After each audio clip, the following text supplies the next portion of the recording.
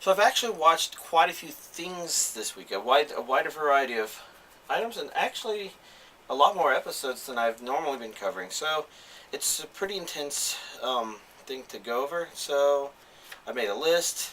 We'll use this. Let's try and focus on them. First of all, the first thing on my list is Street Fighter: The Ties That Bind. That would be the OVA that came with special edition copies of Street Fighter 4. Maybe only for the PlayStation 3 and the Xbox. I, of course, got the PlayStation 3 version because it has a Blu-ray copy of it, and Blu-ray, of course, is one of those things that I'm collecting-ish. So, the basic idea is it's supposed to tell the story that happens before the game, leading up to the game, and in that regard, I actually think it was pretty successful. I get the idea that it was trying to set up some new characters in a way that it would just sorry. I got the impression its goal was to set up new characters that would be in Street Fighter 4, and maybe some of the story in Street Fighter 4 would be would kind of assume, just present that knowledge as common fact. This would be, I'm assuming there's some sort of story continued on from Street Fighter 3, but since I never played that or read about it, I'm not certain. All I know is I thought the OVA was actually pretty good. Kind of not resolving everything, but introducing its own little smaller story and kind of covering it and giving us, I'd like to say, relevant information, but the truth of the matter is, having watched a lot of other Street Fighter anime, there may be ideas that I've picked up from a lot of those that this one didn't do any differently from the others. So maybe I was used to the concept of Ryu's hidden power being potentially destructive, Akuma, whatever. I don't want to go into too much detail there, but in a way, it's sort of like Hack Sign, I guess, where Hack Sign had its own story, but kind of led off into the bigger story that would be the Dot Hack games. Street Fighter 4 ties the ties that bind is a lot like that in that it tells the story of this immediate organization who seems to be doing something and no idea if there's any ties to previous organizations, and then setting up where the incident that goes on is resolved, but the bad guys are not finished off, which basically would probably lead into whatever happens in Street Fighter 4. I don't know for certain since I haven't actually played it. I guess I have the PlayStation 3 version. My brother has the Xbox version because I originally thought, oh, it must come with the Blu-ray as well. It's going to come with some sort of Xbox only thing. Oh well, anyways, on to the next thing. I watched the latest Bleach set that came out. My notes said 9, but I didn't look too carefully to see if it was 9 or 10. I think it was 9. Anyways, I thought it's enjoyable. It's more, like I said, it's not exactly super fast-paced, but I wasn't very disappointed with the character I've been waiting for, and her name is Nell. I've seen very strange pictures of her around the internet, and she basically lives up to exactly how she looked in a way that's, kind of strange the way they're creating the interactions between characters, so to speak, but at the same time, it's fine. It's what it does, but who she is, what she does, etc. at this point pretty much looks appropriate.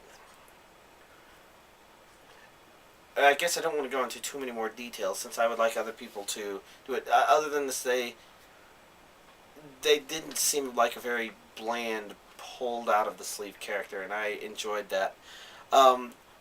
There's new Iran cars that came out of nowhere, and they've been pretty neat so far. Iran cars, what I mean by that, of course, is that they can't have our main characters fighting the most important things. They have to do the standard Bleach, taking the time to get to the important stuff, and that's expected. If you go into Bleach not expecting that, then you probably have never watched a long-running shonen show before. So, long story short, there's always some way in which they find to delay you. It's just to delay the inevitable. It's just if it's really bad, like Dragon Ball Z, where this planet will explode in 5 minutes, and 2 weeks later, you're still waiting for the planet to explode. Oh, it's got another minute. Okay, that means there's another week of battle.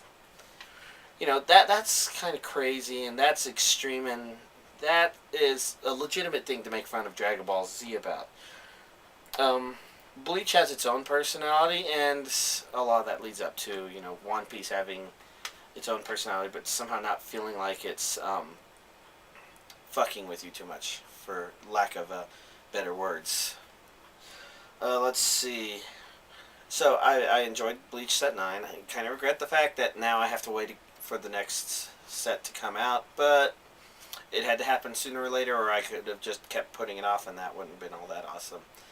I also watched the second Bleach movie. Now, usually, unless I don't care too much, I try and put off watching movies that could spoil plot points until I reach the episode, until I surpass the episode that aired just before the movie aired in theaters, or the episode that aired at the same time. Basically, presenting myself as the kind of person who went and saw it in theaters while actively watching it on television, as if I was a big fan of it. To kind of expose myself to the right things, and that turned out to be a good idea. Bleach Movie 2 has a lot of concepts in it that didn't even really start showing up until this latest set, actually. So, it made a lot of sense. My research suggested I wanted to wait till episode 153. Now, I didn't exactly have to wait that. I probably could have done it like 5 episodes earlier, maybe. But for the most part,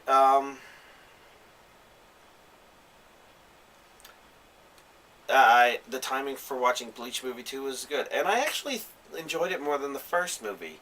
I kind of mentioned that the problem with the first movie is they have a bunch of characters, and so they have this story that they set up where you have to they have to show all the characters doing their special things, because if you're a fan of one specific character who has one specific kind of fighting style, they want you to be able to go and see a movie quality version of that character fighting.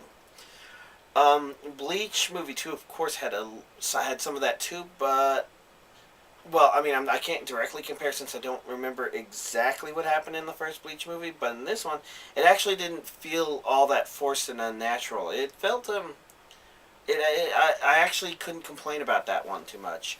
It felt relevant. All the characters showing up and doing whatever they did. At the same time, I liked the story better because it kind of felt more personal with a character we had already connected with.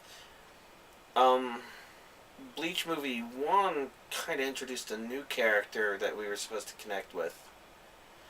And it was okay. But I think I felt like the connection in Movie 2 was a lot more straightforward.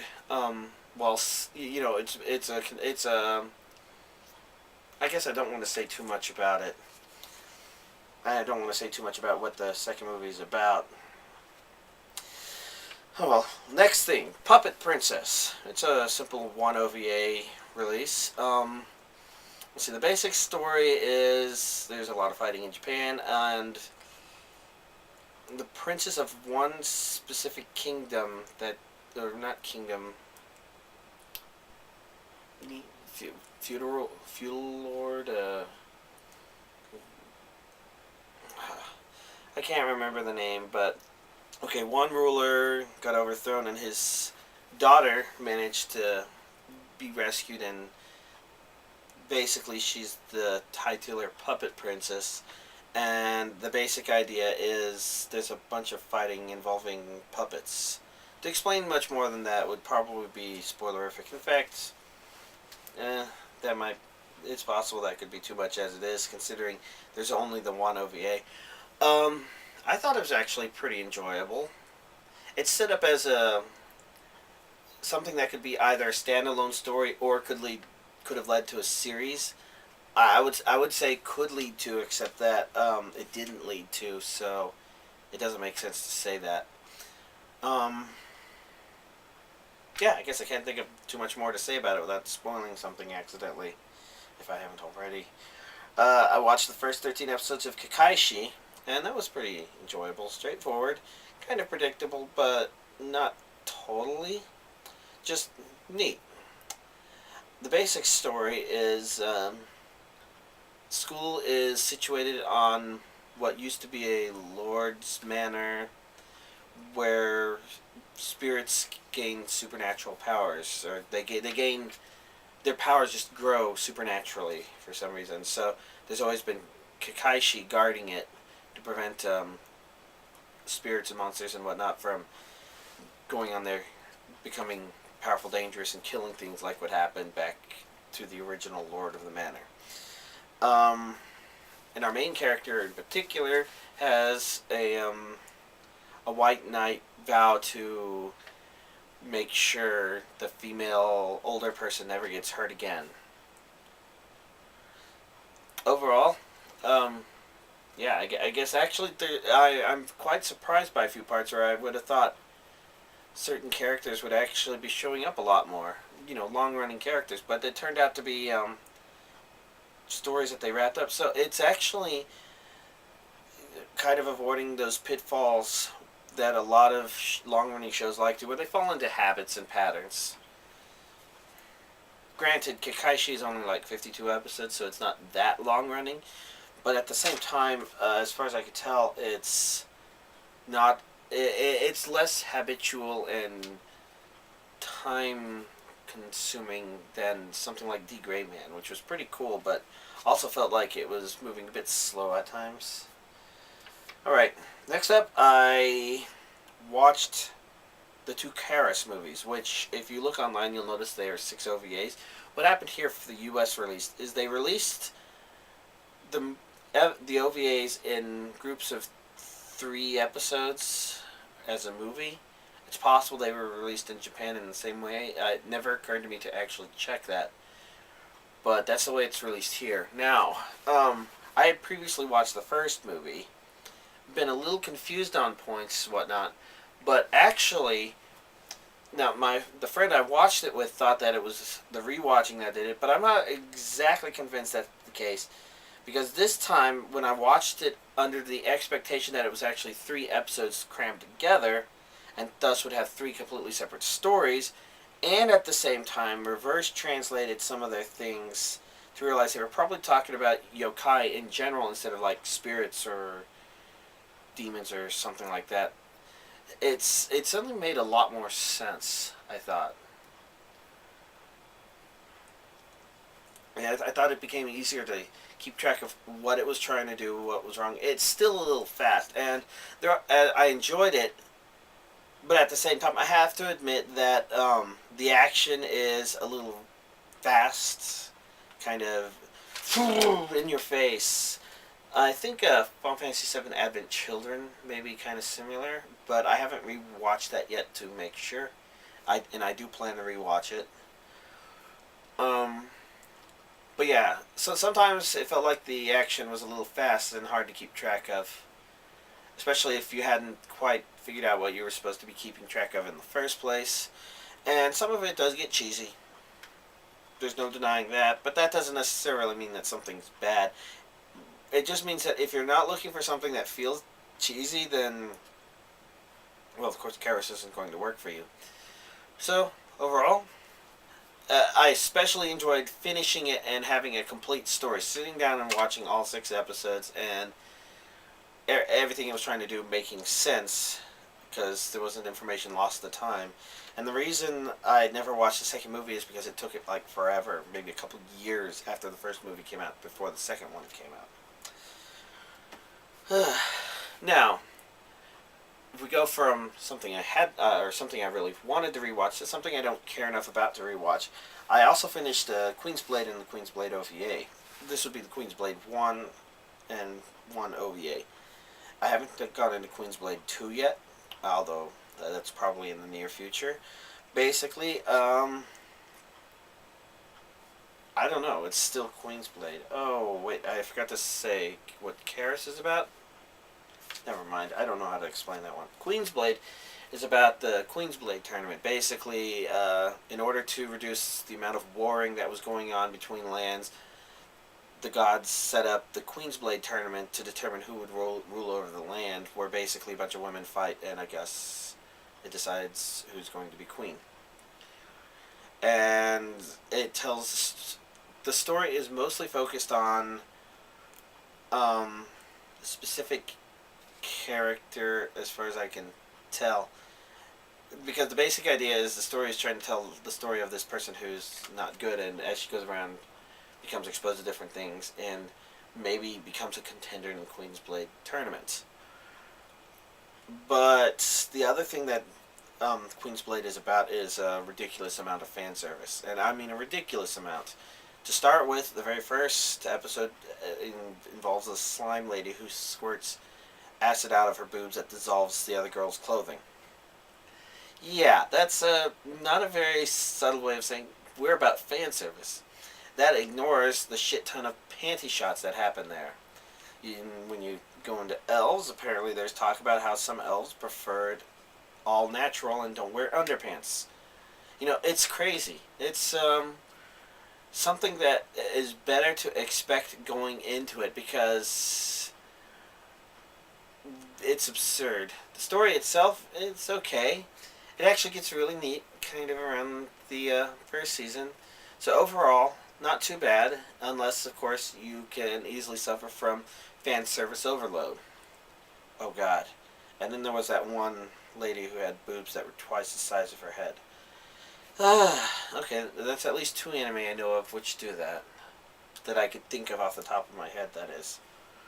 Crazy. The Queen's Blade OVA is basically taking the characters, putting them in a slightly different but similar situation where they're all characters at a high school. And they're only 3 or 4 minute episodes, so it's very simple, straightforward, entertaining. So that would be pretty much everything I watched, except I also have to mention High School of the Dead, because that's a very high priority watch. I've got a coworker who's really into zombie apocalypse situations, so not only did I need to make sure those DVDs got processed in time in order for me to let him borrow it, but I wanted to check it out myself so I can at least confirm that it says zombie apocalypse as he would probably want, and the good news is it is. Yay! I've only watched the first episode though, so I don't know where it goes from there, but that's okay. I can talk about that next week. High School of the Dead, it's pretty straightforward. Zombie apocalypse, and our main characters are Japanese high school students. Hey, there we go. That's nice and simple. Alright, that is everything I've watched this past week.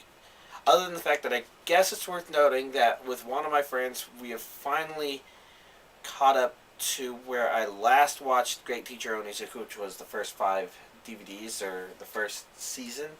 And now the next 20 episodes will be completely new stuff that I've never seen before and won't vaguely recall while watching it. So, there's been stuff like that I've watched. I also never mentioned when I'm watching One Piece with another friend who I've been rewatching One Piece with, essentially, on my part, but he's watching it for the first time.